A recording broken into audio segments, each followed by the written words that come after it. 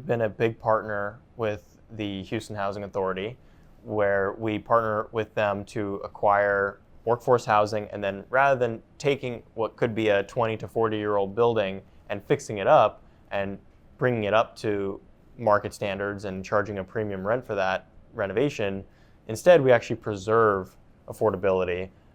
So we place income and rent restrictions, so we cater the percentages of the property to certain households that make a certain amount of income and charge a maximum certain rent.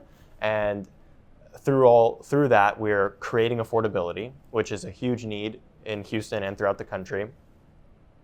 And in exchange, the property receives substantial property tax exemption, which is how the property is able to make money, right? Obviously, if you're going to be restricting revenue, you need to get a give back on expenses. And so that's how we're able to optimize the NOI of the property, very similarly to a value add strategy where you're optimizing NOI through increasing revenue.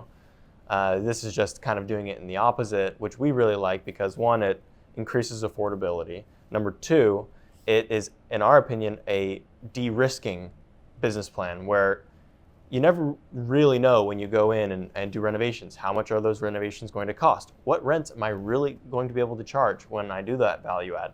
So the certainty of execution that we get the tax exemption at closing, we know what rents we can charge because they're restricted, and it's almost like you have an embedded upside in the deal because the rents you're charging are less than market, so you know that you can get those rents for sure. So for all those reasons, that's like a 60-second elevator pitch on what is a huge strategy for us in Houston in particular. Yeah, you can create value two ways, right? As you just mentioned, to summarize, you can increase revenue on the property or you can decrease expenses.